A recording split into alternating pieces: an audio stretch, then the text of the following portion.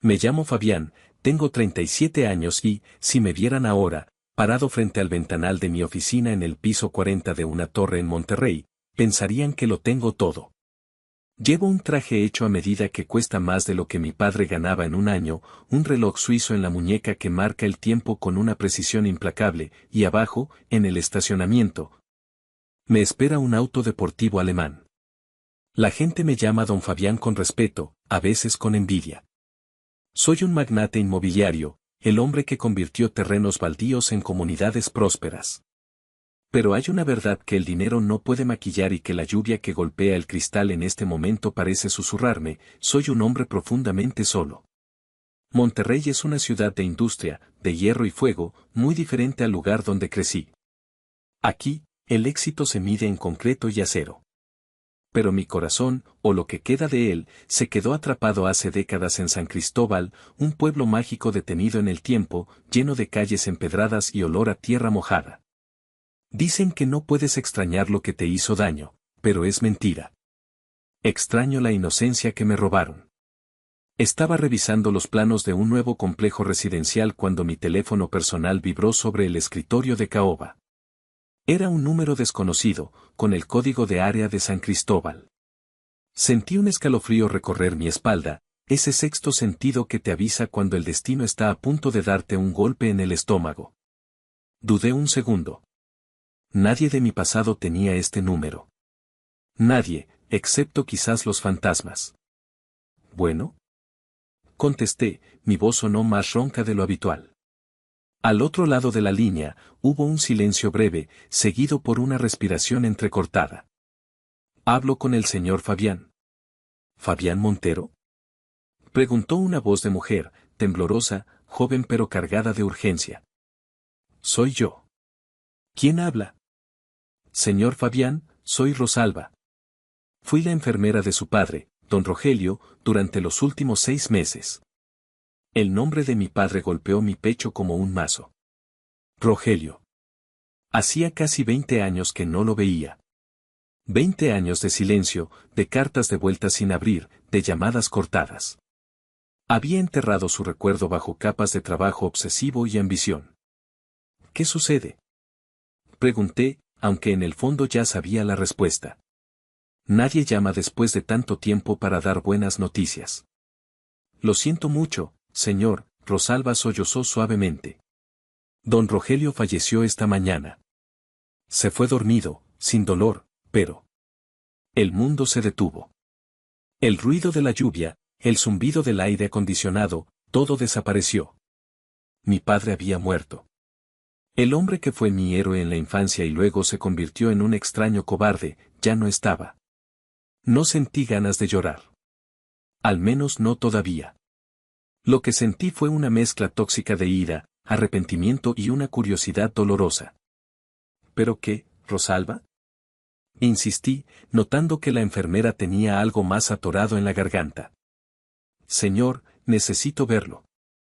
Hay cosas que pasaron en esta casa, cosas que usted no sabe. Su padre me hizo prometer que lo buscaría. Tengo algo para usted. Pero tiene que venir rápido, antes de que la señora Berenice se deshaga de todo. Berenice. Ese nombre fue como ácido en mi lengua. La mujer que había convertido mi hogar en un infierno. La razón por la que huí con una mochila al hombro a los 18 años. Si Rosalba me estaba llamando a escondidas, significaba que la guerra que pensé haber abandonado, en realidad, nunca había terminado. Estaré ahí mañana, dije secamente y colgué. Me quedé mirando el teléfono. La pantalla se oscureció, reflejando mi propio rostro. Ya no era el niño asustado que salió de San Cristóbal llorando en un autobús de segunda clase. Ahora era Fabián, el hombre que negociaba con tiburones y construía imperios. Tomé mi saco. Iba a volver. No por la herencia, no por el dinero. Iba a volver porque necesitaba cerrar la herida que llevaba sangrando 2 décadas. Y si Berenice pensaba que podía seguir manipulando la memoria de mi padre, estaba a punto de descubrir que el niño al que una vez humilló, había regresado convertido en una tormenta. El vuelo hacia el sur fue un viaje a través de la memoria. Mientras el avión atravesaba las nubes, cerré los ojos y me permití, por primera vez en años, recordar la época en que la vida tenía color. San Cristóbal en los años 80 era mi paraíso personal. Mi familia vivía en una casona colonial con un patio interior inmenso, donde las bugambillas trepaban por las paredes blancas y el sol siempre parecía brillar más fuerte. Pero la luz de esa casa no venía del sol, venía de mi madre, Marisol. Marisol era una artista. Sus manos siempre estaban manchadas de arcilla o pintura. Ella me enseñó que la belleza no está en las cosas perfectas, sino en las que tienen alma. Recuerdo las tardes sentados en el suelo de su taller, con el olor a barro húmedo y barniz llenando el aire. Mira, Fabián, me decía, mostrándome cómo doblar una hoja de papel de colores. Esta es una grulla. En Japón dicen que si haces 1000 grullas con el corazón, se te cumple un deseo. Pero nosotros las haremos para que lleven nuestros sueños al cielo. Nuestra casa estaba llena de grullas de papel y pequeñas figuras de barro que hacíamos juntos. Mi padre, don Rogelio, en ese entonces era un hombre distinto. Era fuerte, risueño, un empresario respetado que exportaba artesanías y textiles. Llegaba del trabajo, nos abrazaba a los dos y decía que éramos su mayor tesoro. Yo me sentía el niño más afortunado del mundo. Pero la felicidad es frágil como el cristal. Cuando cumplí 10 años, la oscuridad llegó en forma de un diagnóstico médico, cáncer. Se llevó a mi madre en menos de un año. Recuerdo sus últimos días en el hospital, su piel pálida casi transparente, pero sus ojos aún brillaban. Me tomó la mano y me dio una pequeña grulla de cerámica que ella misma había horneado. Sé valiente, mi pequeño arquitecto, susurró. La vida te va a golpear, pero tú tienes que ser como el barro, suave para amar, pero duro para resistir el fuego. Cuando ella murió, una parte de mi padre murió también. Don Rogelio, el hombre fuerte, se desmoronó. Se encerró en su despacho, bebiendo whisky y mirando fotos viejas, dejándome solo en esa casa inmensa que de repente se sentía como un mausoleo. Yo vagaba por los pasillos, hablando con las grullas de papel, esperando que alguna cobrara vida y me trajera de vuelta a mamá. Fue en ese momento de vulnerabilidad extrema cuando apareció ella. 2 años después de la muerte de mamá, mi padre nos reunió en la sala. Estaba nervioso, ajustándose la corbata compulsivamente. Fabián, dijo, sin mirarme a los ojos, quiero que conozcas a alguien. Es hora de que esta casa tenga alegría de nuevo. La puerta se abrió y entró Berenice. Era innegablemente hermosa, de una manera fría y calculada. Llevaba un vestido de seda que desentonaba con la sencillez de nuestro pueblo, y olía a un perfume caro y empalagoso. Detrás de ella venían 2 niños, Renata, de 12 años, que me miró de arriba abajo como si fuera un insecto, y Gabino, de 9, que tenía la mirada perdida de quien está acostumbrado a romper cosas sin consecuencias. Ellos son tu nueva familia, Fabián, dijo mi padre con una voz que suplicaba aprobación. Berenice será como una madre para ti. Yo tenía 12 años, pero mi instinto gritó peligro. Berenice se agachó a mi altura, pero su sonrisa no llegó a sus ojos. Eran ojos de tiburón, fríos y vacíos. Vamos a llevarnos muy bien, querido, dijo, y me acarició la mejilla. Su mano estaba fría y sus uñas largas se clavaron un poco en mi piel, lo suficiente para hacerme daño sin dejar marca. Esa noche, mientras cenábamos, vi cómo Berenice servía el plato de mi padre con delicadeza, riendo de sus chistes sin gracia, tocándole el brazo. Estaba tejiendo su red. Pero cuando mi padre fue a la cocina por más vino, la máscara cayó. Berenice me miró, y su rostro se transformó en una mueca de asco. No te acostumbres a sentarte en la cabecera, niño, susurró. Las cosas van a cambiar por aquí. Y vaya que cambiaron. Ese fue el comienzo del fin de mi infancia. Los intrusos habían llegado, y venían a quedarse con todo. Los cambios comenzaron de manera sutil, casi imperceptible para mi padre, pero violentos para mí. Primero fueron los muebles. El viejo sillón donde mi madre solía leerme cuentos desapareció un martes por la mañana. Estaba lleno de ácaros, Rogelio, le dijo Berenice a mi padre con voz dulce. Es por la salud de los niños. Además, necesitamos modernizar este lugar, parece un museo de antigüedades. Mi padre, cegado por su necesidad de complacerla y temeroso de quedarse solo de nuevo, asentía. Tienes razón, mi amor. Haz lo que creas conveniente. Poco a poco, la esencia de Marisol fue borrada. Sus cuadros fueron descolgados y sustituidos por espejos dorados ostentosos. Su taller de cerámica fue convertido en una sala de juegos para Gabino y Renata. Renata, 2 años mayor que yo, era una experta en manipulación psicológica. Si yo estaba estudiando en la sala, ella encendía la televisión a todo volumen. Si me quejaba, ella corría llorando donde su madre diciendo que yo la había gritado.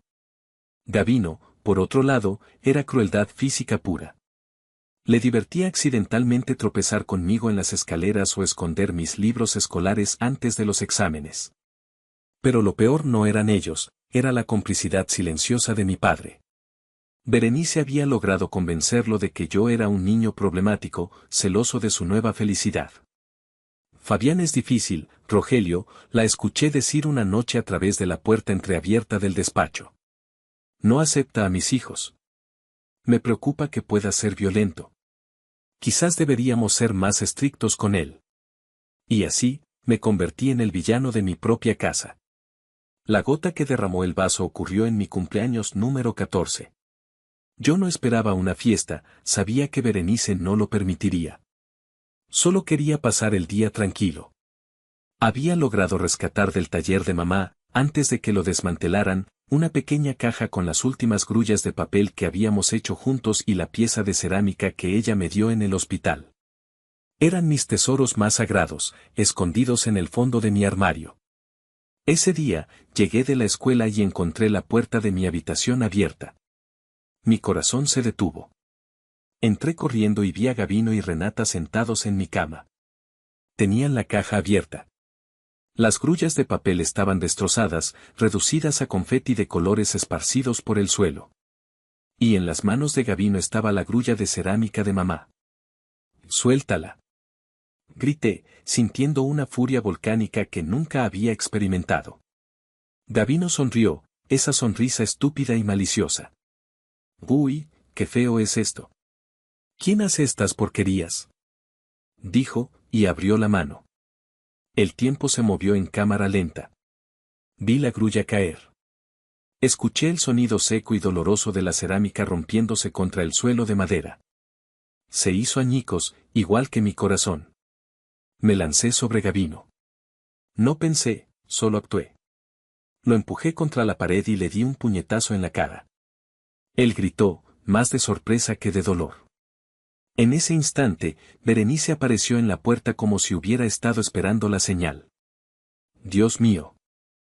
Está matando a mi hijo», chilló. Entró, me agarró del cabello y me tiró hacia atrás con una fuerza sorprendente. Luego, con la mano abierta, me dio una bofetada que me hizo ver estrellas. El sonido del golpe resonó en toda la habitación.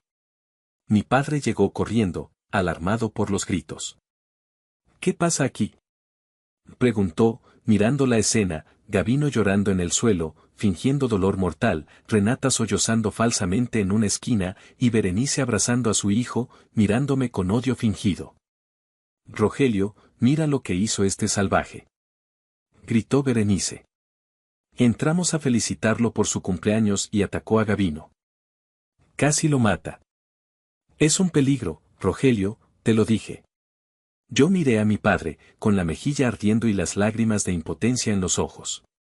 Señalé los pedazos de la grulla en el suelo. «Papá, ellos rompieron lo de mamá, la última cosa que me quedaba», supliqué, esperando que él viera la verdad. Esperando que el hombre que amó a Marisol saliera a defenderme. Don Rogelio miró los fragmentos de cerámica, luego miró a Berenice, que lo miraba con ojos de ese lo yo. Y entonces, vi cómo la luz se apagaba definitivamente en sus ojos. Bajó la cabeza. «Fabián», dijo con voz cansada, «eres el mayor. Deberías dar el ejemplo. Pídele perdón a tu hermano y a tu madre». «¿Qué?», susurré, sin poder creerlo. «Pero papá».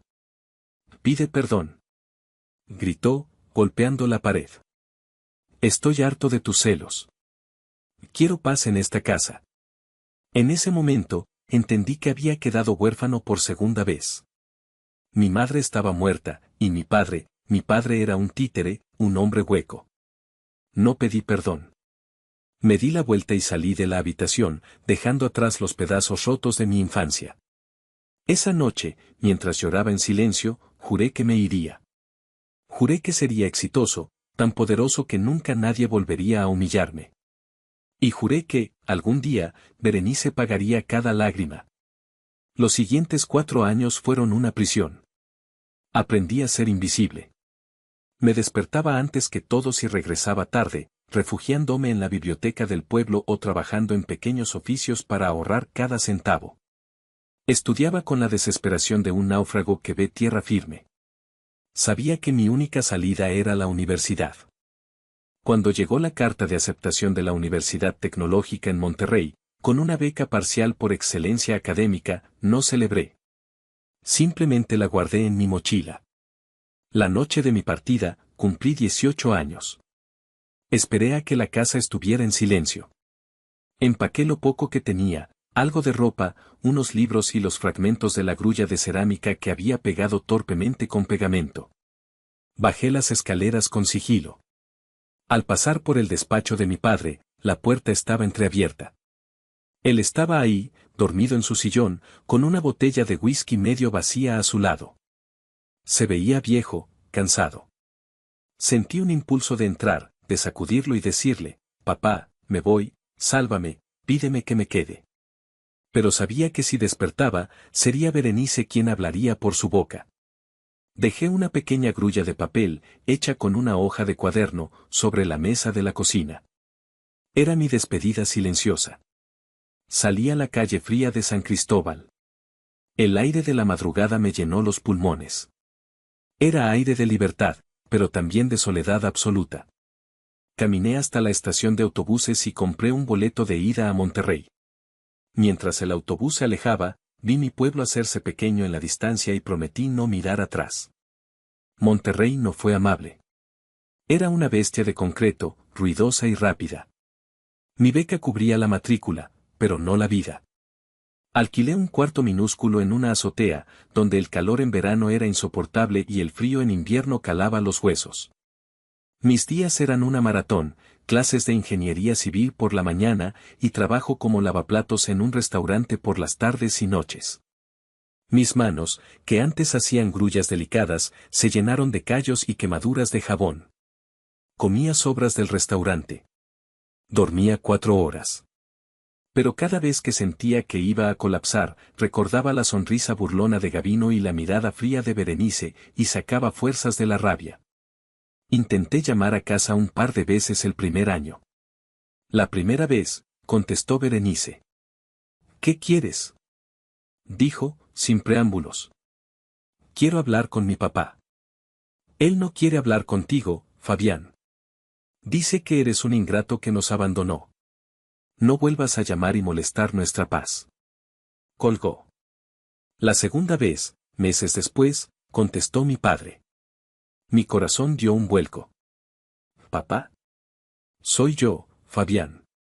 «¿Fabián?». Su voz sonaba lejana, confusa. «Hijo, ¿por qué no has escrito? Berenice dice que estás viajando por Europa con el dinero que te robaste de mi caja fuerte». «¿Qué?». «No. Papá, estoy trabajando, estoy estudiando. Nunca robé nada».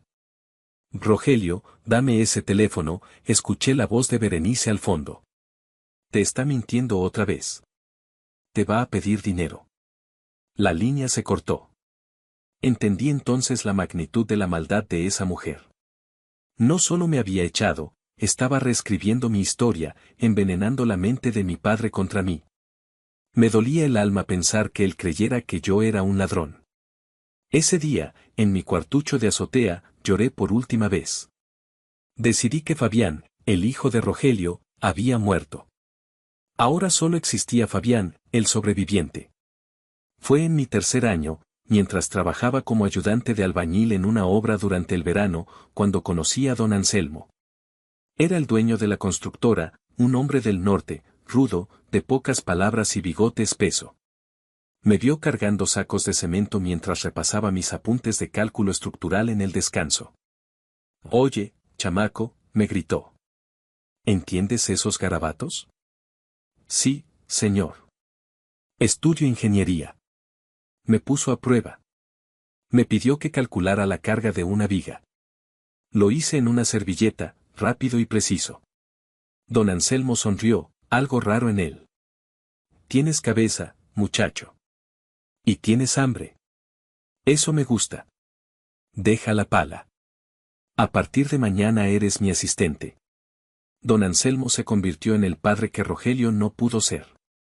Me enseñó el negocio, no solo los números, sino el honor. Tu palabra es tu firma, Fabián. Si construyes sobre mentiras, el edificio se cae, me decía. Bajo su tutela, prosperé. Me gradué con honores. Empecé mis propios proyectos. Conocí a Lidia, una arquitecta brillante con una risa que me recordaba a la de mi madre. Con ella aprendí a confiar un poco, aunque siempre mantuve una barrera alrededor de mi corazón. Pasaron los años. Me hice rico. Me hice respetado. Pero el agujero en mi pecho seguía ahí, esperando el momento de ser llenado o de devorarme por completo. Y así llegamos al presente. El vuelo aterrizó en el aeropuerto más cercano a San Cristóbal. Alquilé un auto negro, discreto pero potente. Conducir por las carreteras que serpenteaban hacia el pueblo fue surrealista. Cada curva traía un recuerdo. San Cristóbal había cambiado. Había más tráfico, más letreros de neón, pero la plaza central seguía igual, con su kiosco y sus árboles centenarios. Sin embargo, el aire se sentía pesado, gris. No fui a la casa familiar. Fui directo a la funeraria El Ángel, un edificio bajo pintado de blanco. Al bajar del auto, el olor me golpeó. Ese olor dulce y empalagoso de los crisantemos y los lirios, mezclado con cera de velas. Odiaba ese olor. Me recordaba al hospital donde murió mamá. Entré. El vestíbulo estaba lleno de gente. Reconocí algunas caras envejecidas, vecinos, antiguos socios de mi padre. Todos hablaban en susurros. Cuando me vieron entrar, se hizo un silencio sepulcral. Las miradas eran una mezcla de sorpresa y juicio. Podía escuchar sus pensamientos: miren quién apareció, el hijo pródigo, viene por el dinero. Caminé con la cabeza alta, ignorando los murmullos. Al fondo de la sala, junto al ataúd de caoba brillante, estaban ellos. Berenice estaba sentada en primera fila, recibiendo condolencias como una reina en su trono. Llevaba un vestido negro que gritaba diseñador exclusivo, un collar de perlas y un velo de encaje. A pesar de tener casi 60 años, se conservaba bien, gracias a cirugías evidentes, pero su boca seguía siendo una línea dura y cruel. A su lado estaba Renata, ahora una mujer de casi 40 años, con demasiado maquillaje y una expresión de aburrimiento, revisando su celular. Y Gabino. Gabino había engordado, llevaba un traje que le quedaba apretado y tenía la cara roja de quien bebe demasiado. Me acerqué. El sonido de mis zapatos italianos sobre el mármol resonó en el silencio. Berenice levantó la vista. Sus ojos se abrieron con incredulidad, y luego se entrecerraron con odio puro. Se puso de pie rápidamente, bloqueando mi camino hacia el ataúd. ¿Qué haces tú aquí? Siseo, su voz era un veneno bajo. Tienes mucho descaro para aparecerte. Vengo a enterrar a mi padre, Berenice, dije, mi voz calmada y fría como el hielo. Hazte a un lado. Tú no tienes padre. Gritó, lo suficientemente alto para que algunos voltearan a ver. Lo abandonaste. Lo mataste de tristeza. Y ahora vienes aquí como un buitre oliendo dinero. Gabino se levantó, tratando de intimidarme con su tamaño. Lárgate, Fabián. Aquí no eres bienvenido.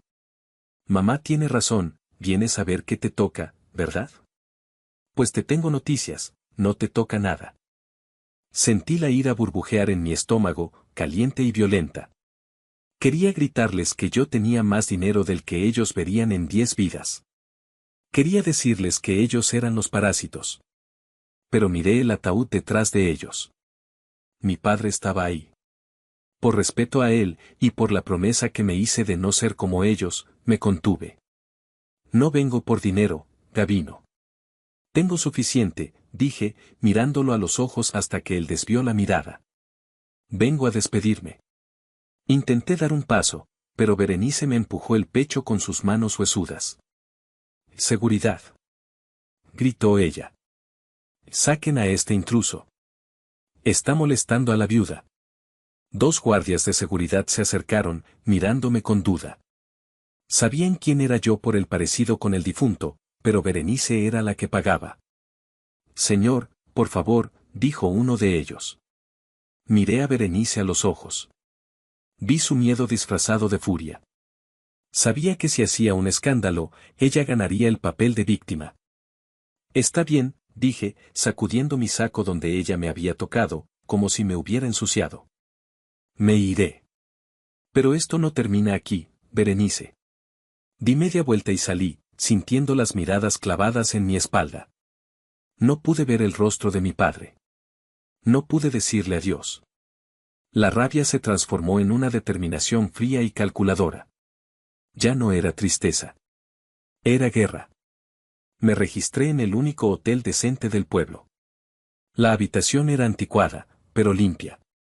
Me senté en el borde de la cama, aflojándome la corbata, sintiendo que el aire me faltaba. La imagen de Berenice prohibiéndome ver a mi padre se repetía en mi mente. Cayó la noche y con ella la lluvia.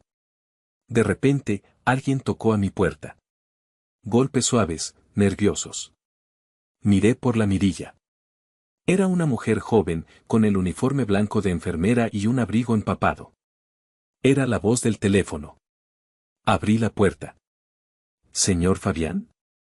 Soy Rosalba. La dejé pasar. Estaba temblando, no sé si de frío o de miedo. Gracias por venir, Rosalba. Siéntese. Ella se sentó en la silla del escritorio, apretando su bolso contra el pecho. Perdón por venir así, pero si la señora Berenice se entera de que estoy aquí, me mata. O peor, se asegura de que nunca vuelva a trabajar en este pueblo. Dígame la verdad, Rosalba. ¿Cómo murió mi padre? Rosalba tomó aire y las palabras salieron como un torrente. Su padre no murió solo de vejez, señor. Murió de soledad. La señora Berenice, ella lo aisló. Hace 2 años, cuando a don Rogelio le empezó a fallar un poco la memoria, ella despidió a los empleados de confianza de toda la vida. Me contrató a mí porque soy nueva y necesitaba el dinero. ¿Lo maltrataba? Pregunté, sintiendo un nudo en la garganta. No le pegaba, si eso pregunta. Pero era peor. Le escondía el teléfono. Le decía que usted había llamado para pedir dinero y para insultarlo. Le decía, ves, Rogelio, ese hijo tuyo te odia. Don Rogelio lloraba por las noches. Gritaba su nombre, Fabián, mi arquitecto, ¿dónde estás? Cerré los ojos, sintiendo una lágrima solitaria correr por mi mejilla. Dios, todo ese tiempo pensé que él me había olvidado, y él pensaba lo mismo de mí. Pero hubo momentos de lucidez, continuó Rosalba. Cuando la señora salía al casino con sus hijos, sí, señor, se gastaban el dinero de su padre en juegos y viajes. Don Rogelio me pedía que le trajera papel y pluma. Y hace 6 meses, logró contactar a un viejo amigo. ¿Qué amigo? El licenciado Evaristo. El notario viejo del pueblo. Vino una noche, por la puerta de servicio, cuando Berenice estaba de viaje en Cancún con sus hijos.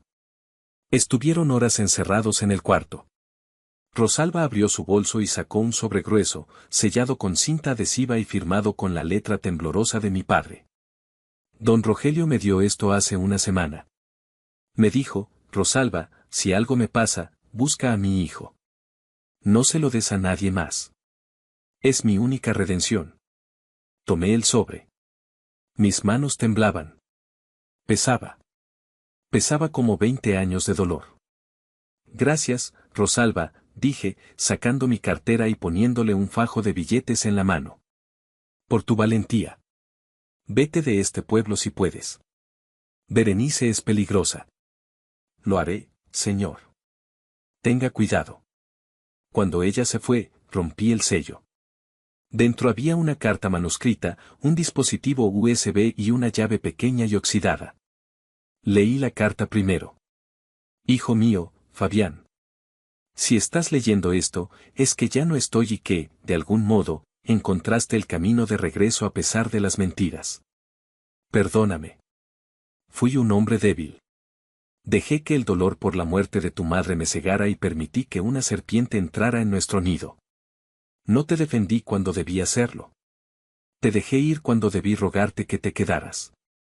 Berenice y sus hijos han drenado la empresa. Han vendido terrenos que eran el legado de tu abuelo. Creen que estoy senil, que no me doy cuenta. Pero mi mente, a ratos, vuelve a ser clara. He recopilado todo, Fabián. En esta memoria USB están las cuentas reales, las transferencias ilegales que Berenice hizo a sus cuentas personales falsificando mi firma. Y la llave es de la caja de seguridad en el Banco Viejo. Ahí está mi verdadero testamento. El licenciado Evaristo lo tiene todo listo. No quiero que pelees por dinero, hijo. Sé que tú ya hiciste tu fortuna y estoy tan orgulloso de ti. Quiero que pelees por la justicia. Quiero que recuperes tu casa, la casa de Marisol. Y quiero que saques a los mercaderes del templo. Te ama siempre, papá. Terminé de leer y me derrumbé. Lloré como el niño que nunca pudo llorar. Lloré de rabia, de pena, pero también de alivio. Mi padre me amaba. No me había abandonado. Me sequé las lágrimas. Miré la hora. Eran las 2 de la mañana. Mañana era la lectura del testamento. Berenice creía que había ganado. No tenía idea de que el verdadero dueño de la casa estaba a punto de llegar. A la mañana siguiente, me puse mi mejor traje negro. Me aseguré de que cada detalle fuera perfecto.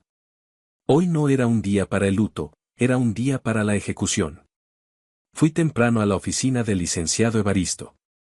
Estaba en un edificio colonial en el centro, con olor a polvo y libros viejos. Evaristo era un hombre de 80 años, encorvado como un árbol antiguo, pero con ojos vivos e inteligentes detrás de sus gafas gruesas. Cuando me vio entrar, se levantó con dificultad y me abrazó. Fabián, estás igualito a Rogelio cuando era joven. Licenciado, ¿tiene los papeles? Aquí están, muchacho. Golpeó una carpeta de cuero sobre su escritorio. He esperado este día con ansias. Berenice ha estado presionando al notario joven, un tal licenciado Pérez, que es un corrupto sin escrúpulos. Ella tiene un testamento falso, firmado hace 10 años bajo coacción, donde le deja todo. Tengo pruebas de la malversación de fondos, dije, mostrando el USB. Y la carta de papá. Evaristo sonrió, una sonrisa de zorro viejo. Excelente. Con el testamento hológrafo que redactamos hace 6 meses, más las pruebas de fraude y abuso de anciano. Fabián, no solo la vamos a dejar sin un centavo. Podríamos meterla en la cárcel si quisiéramos. Solo quiero que se vayan, dije. Quiero que sientan la vergüenza de ser expulsados. La cárcel es demasiado fácil. Quiero que vivan sabiendo que lo tuvieron todo y lo perdieron por su avaricia. Muy bien. La lectura es a las 11 en la notaría de Pérez. Vamos a darles una sorpresa. Llegamos a la notaría 5 minutos antes. El lugar era moderno, frío, todo vidrio y metal, muy diferente al despacho de Evaristo. La recepcionista nos miró con desdén al ver el traje anticuado de Evaristo, pero se puso nerviosa al ver mi porte. Tenemos una cita para la lectura del testamento de Rogelio Montero, dijo Evaristo. Ve, sí. La señora Berenice y su familia ya están en la sala de juntas. Pero, el licenciado Pérez dijo que era una reunión privada. Soy el abogado de una de las partes interesadas, dijo Evaristo, empujando la puerta doble sin esperar permiso. Entramos. La escena era casi cómica. Berenice estaba sentada en la cabecera, con Renata y Gabino a sus lados. Parecían buitres esperando la carroña. El licenciado Pérez, un hombre sudoroso con un traje barato, estaba organizando unos papeles. Al vernos, el silencio cayó como una guillotina. ¿Qué significa esto?, chilló Berenice, poniéndose de pie. Te dije que no eras bienvenido, Fabián. Pérez, saque a estos intrusos. Señora, por favor siéntese, dije, mi voz resonando en la sala con la autoridad de quien dirige a cientos de empleados. Licenciado Pérez, si valora su licencia profesional, le sugiero que nos escuche. Pérez miró a Berenice y luego a mí. Vio el traje, el reloj, la seguridad. Y luego vio al licenciado Evaristo, una leyenda en el mundo legal local. Empezó a sudar más. Bueno, si el señor Fabián es hijo del difunto, tiene derecho a estar presente, balbuceó Pérez. No tiene derecho a nada, gritó Gavino, golpeando la mesa. El papá nos dejó todo a nosotros. Si están tan seguros, dije, sentándome con calma en el extremo opuesto de la mesa, entonces no les molestará que escuchemos lo que mi padre decidió, ¿verdad? Berenice se sentó lentamente, sus ojos lanzando dagas. Bien. Quédate. Disfruta viendo cómo tu padre eligió a su verdadera familia. Evaristo se sentó a mi lado, colocando su vieja carpeta de cuero sobre la mesa de cristal. El contraste era perfecto. Proceda, licenciado Pérez, dijo Evaristo con una sonrisa tranquila. La trampa estaba puesta. Solo faltaba que cayera la presa. El licenciado Pérez se aclaró la garganta, sus manos temblaban ligeramente al sostener el documento. Bien, estamos reunidos para dar lectura a la última voluntad y testamento de don Rogelio Montero, fechado el 15 de agosto de 2013. Esa fecha. Hace 10 años.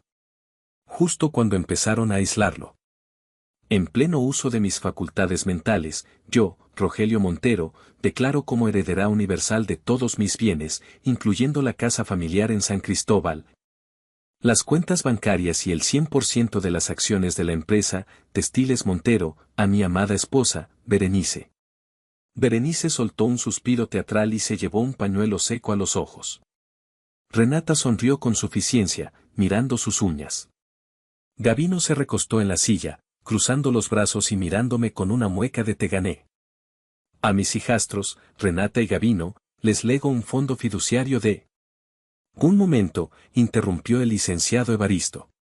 Su voz era suave, pero cortó el aire. ¿Qué pasa ahora, viejo?, espetó Gavino. Ese testamento ha sido revocado, dijo Evaristo, abriendo su carpeta. Berenice soltó una carcajada nerviosa. Por favor. Ese es el único testamento que Rogelio firmó. Él estaba muy lúcido. Ustedes solo traen papeles sin valor. De hecho, señora, continuó Evaristo, sacando un documento con sellos oficiales frescos, don Rogelio firmó un nuevo testamento hace 6 meses. Ante mí, que tengo fe pública, y ante 2 testigos. Además, se adjunta un certificado médico psiquiátrico realizado el mismo día, que certifica su plena capacidad mental. El silencio en la sala se volvió denso, asfixiante. El licenciado Pérez palideció. Sabía que Evaristo no jugaba. Tomó el documento que Evaristo le deslizó por la mesa. Léalo, colega, dijo Evaristo. Pérez leyó en silencio por unos segundos, sus ojos abriéndose cada vez más. Es legal. Cumple con todas las formalidades, murmuró Pérez. Es mentira, gritó Berenice, perdiendo la compostura. Rogelio no salía de casa. Ese viejo senil lo falsificó. Lea la voluntad, licenciado, ordené yo. Pérez tragó saliva y leyó en voz alta. Revoco cualquier testamento anterior. Yo, Rogelio Montero, dejo constancia de mi profundo arrepentimiento por haber descuidado a mi único hijo de sangre. Declaro como heredero universal y único de todos mis bienes presentes y futuros, a mi hijo, Fabián Montero. El grito de Renata fue agudo. ¿Qué?, chilló ella. A mi esposa Berenice, continuó leyendo Pérez, no le dejo nada, pues ella ya se ha cobrado con creces, mediante engaños y sustracciones ilícitas, cualquier derecho que pudiera tener. Berenice se puso de pie, temblando de furia. Su rostro, antes pálido, ahora estaba rojo. Esto es un fraude. Voy a impugnarlo. Ese viejo estaba loco. Tú lo manipulaste. Me señaló con un dedo acusador. Me levanté despacio. Saqué el USB de mi bolsillo y lo puse sobre la mesa con un clic suave. Berenice, si quieres ir a juicio, adelante, dije con calma. Pero en este dispositivo están los registros de todas las transferencias que hiciste de las cuentas de la empresa a tus cuentas personales en Islas Caimán. Están las grabaciones de las cámaras de seguridad que instalaste, donde se ve cómo le negabas la medicina a papá si no firmaba cheques. Su rostro se transformó. El color huyó de sus mejillas. Se dejó caer en la silla como si le hubieran cortado las cuerdas. Es mentira, susurró, pero sin convicción. Es robo, fraude, abuso de confianza y maltrato a un adulto mayor, dijo Evaristo. Si presentamos esto ante el fiscal, no solo pierden la herencia. Van a la cárcel. Los tres. Porque ustedes dos, miró a Renata y Gabino, eran cómplices y beneficiarios. Gabino, el valiente Gabino, empezó a llorar. Mamá, tú dijiste que era seguro, mamá, yo no quiero ir a la cárcel. Renata miraba a su madre con horror. ¿Hiciste eso? ¿Nos robaste el futuro? Cállense. Gritó Berenice. Lo hice por ustedes. Se acabó, Berenice, dije. Tienen una opción. Renuncian a cualquier reclamo sobre la herencia ahora mismo, firman la cesión total y desalojan mi casa antes de que se ponga el sol. Si lo hacen, no entregaré el USB a la policía. Si no. Bueno, espero que les gusten los uniformes a rayas. La sala quedó en silencio. Solo se escuchaba la respiración agitada de Berenice. Me miró, buscando algún rastro de debilidad, del niño asustado que una vez abofeteó. Pero solo encontró a un hombre de piedra. ¿Dónde vamos a vivir? Preguntó ella, con voz rota. No es mi problema, respondí. Tienen el dinero que robaron y escondieron. Úsenlo con sabiduría, porque es lo último que verán de la familia Montero. Con manos temblorosas, Berenice tomó la pluma. Firmó la renuncia. Luego Renata. Luego Gabino. Cuando terminaron, tomé los papeles. Fuera, dije. Salieron de la oficina arrastrando los pies, derrotados, humillados, destruidos por su propia codicia. Esa tarde, fui a la casa. La encontré con las puertas abiertas. Se habían ido apresuradamente, llevándose sus ropas y joyas, pero dejando atrás el desorden de años. Entré. La casa estaba en silencio. Caminé por el pasillo, mis pasos resonando en la madera. Fui al que solía ser el taller de mi madre. Berenice lo había convertido en un gimnasio que nunca usaba. Me paré en el centro de la habitación. Cerré los ojos e imaginé el olor a barro y pintura. Imaginé a mi madre tarareando, a mi padre riendo antes de que la tristeza lo consumiera. Sentí una mano en mi hombro. Abrí los ojos. No había nadie, pero sentí una calidez inmensa. Saqué mi teléfono y llamé a Lidia. ¿Fabián? ¿Cómo estás? Su voz era el ancla que necesitaba. Se acabó, Lidia. Recuperé la casa. ¿Y cómo te sientes? ¿Feliz? Miré a mi alrededor. No, feliz no es la palabra. Siento paz. Lidia, quiero que vengas. Quiero que traigas tus diseños. No voy a vender esta casa. ¿Qué vas a hacer con ella? Voy a convertirla en una fundación. El Centro de Artes Marisol. Para que los niños del pueblo aprendan a pintar, a hacer cerámica, a soñar. Y quiero que lleve el nombre de papá también. Porque al final, él me salvó. Colgué y salí al jardín. El sol se estaba poniendo, tiñendo el cielo de naranja y violeta. Saqué de mi bolsillo la carta de papá y un encendedor. Quemé la carta. No quería guardar el dolor de sus palabras. Quería que el humo llevara su arrepentimiento al cielo, donde mamá ya lo habría perdonado. Mientras el papel se convertía en ceniza, vi algo en el suelo, medio enterrado en la tierra de una maceta descuidada. Me agaché. Era un pequeño fragmento de cerámica azul. Una pieza de la grulla que Gavino rompió hace más de 20 años. La limpié con mi pulgar. Aún conservaba su color brillante. Sonreí. Estaba roto, sí. Pero las piezas seguían ahí. Y con paciencia, con amor, se podía construir algo nuevo. Dejé a Berenice y a sus hijos irse sin castigo legal. Muchos dirán que fui débil, que debí verlos tras las rejas. Pero verlos caer desde su pedestal de arrogancia, verlos perder el paraíso que creían tener asegurado, fue suficiente justicia para mí. Ellos vivirán con su veneno. Yo viviré con mi libertad. Miré al horizonte, donde las primeras estrellas empezaban a brillar sobre San Cristóbal. Bienvenido a casa, Fabián, me dije a mí mismo. Y por primera vez en mi vida, me lo creí. Gracias por acompañarme en este viaje de dolor y redención. A veces, la mejor venganza no es destruir al enemigo, sino recuperar lo que es tuyo y hacerlo florecer. ¿Qué hubieran hecho ustedes? ¿Habrían enviado a Berenice a la cárcel o creen que la pobreza es un castigo peor para alguien tan avaro? Déjenme sus comentarios abajo, los leo todos. Y si esta historia les tocó el corazón, no olviden suscribirse y darle like. Hasta la próxima historia.